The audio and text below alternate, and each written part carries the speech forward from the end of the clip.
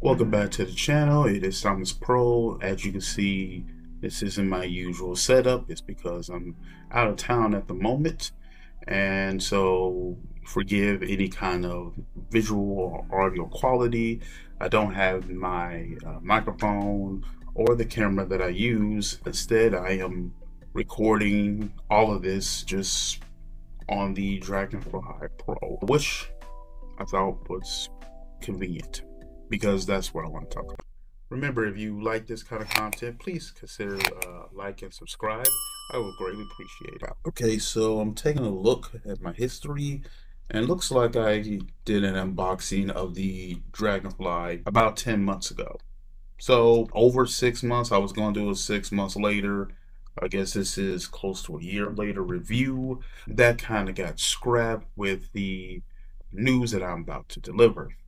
Some of you may have already heard this. I've heard of it a couple weeks ago, and then go on HP's website just to confirm that the HP Dragonfly Pro Chromebook is no longer for sale. It's been discontinued. So the last video I've done was about the arrival of the Samsung Galaxy Chromebook Plus. And that is going to be a bit more successful than the Dragonfly that I have right before me. Even though spec for spec, my Chromebook is better than that version.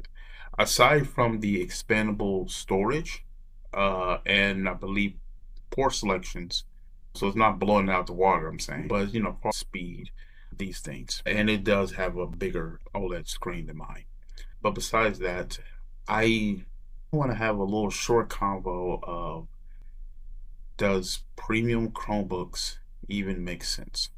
Now, it gets hard to put in what qualifies as a premium Chromebook. Certainly, the Chromebook that I have right now, which retailed at $1,000, qualifies as the high end of the Chromebook space. It is, without going through all the specs, I put them on the screen right here. But basically, there was probably one other Chromebook that excelled in this one from the spec point of view. As far as everything else, aside from battery life, we are talking about battery life, this is really good, and it's a thick boy. But Samsung wanted to go for a thin and light Chromebook Plus model, and they wanted to make the thinnest of the Plus line. And we talked about in the last video how the Dragonfly gets the Plus upgrade. It came out a little before Google made their announcement. I don't know, would that have changed the naming scheme? So would it been the HP Dragonfly Pro Chromebook Plus? Because that is a terrible name that is just too long to remember. But I'm not quite sure because, like I said, I believe they really wanted to get it down to that $699 price point. And Samsung, this isn't their first time into the Chromebook space. They have several Chromebooks, but as far as their upper tier Chromebooks, I say this new Chromebook is a mix, a little bit of the first two. Now, I've had both of those Chromebooks, the original Samsung Galaxy Chromebook with the Fiesta Red. That was a beautiful looking device, a lot smaller at 13 inches, but it was also very slim. It had the S Pen, it could come into a tablet mode, tent mode, good specs. It had a great screen, but the trackpad eventually started to get buggy and it had heating issues. Other than that, I thought it was a great device. But that retailed at $1,000 because that is what they were modeling after the Pixelbook, not the Pixel Go, but the original Google Pixelbook.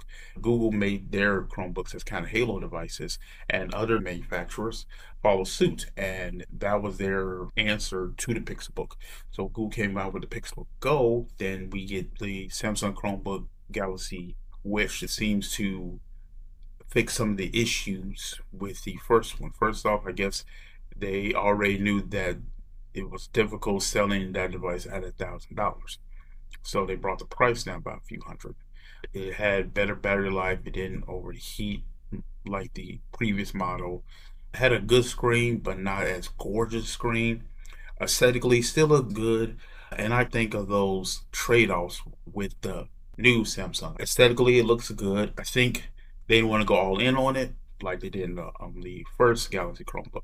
So I think when they bring this out at $699, marketing wise, they know what they're doing. I think they felt around the market and say that that's about at the cap of what people are willing to purchase. Because remember, the Dragonfly is $1,000, and still at $699. I think comment on the last video was that is expensive for a Chromebook, and here lies the dilemma, because it almost doesn't matter how good the device actually is, from the speaker, keyboard, camera, microphone, all the things that tech nerds just love. If you have a mindset of too expensive for this device, Apple has the exact opposite reaction. I'm not Apple sheep at all, but even I can say that their MacBook Air line, since moving to the M series of chips, are a good buy. And if they price theirs $1,000 or less, I believe you could probably get it for $800 to $900. And the sentiment is that's cheap for a MacBook. Same price for a Chromebook, and that's way too expensive for a Chromebook, because for Chrome OS devices, it doesn't have the same, how should I say, optics. There's a reason why you get a Mac, an expensive Mac, if you're going into the arts, and if you're really heavy into more video editing, more photography, music, and design. There's a reason if you go to a high tier Windows device, mostly like gaming and such. There's even a reason why you would go for a Linux device. But what is the reason for going for a premium Chrome OS device?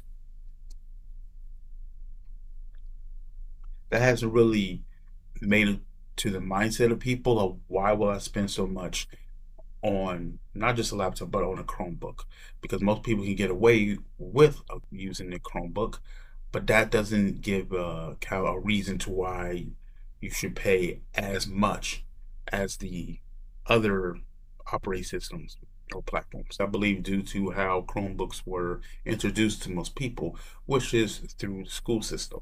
And those Chromebooks, while doing a good job of getting into a business relationship with the education market, also set in the minds of this is the cheap alternative.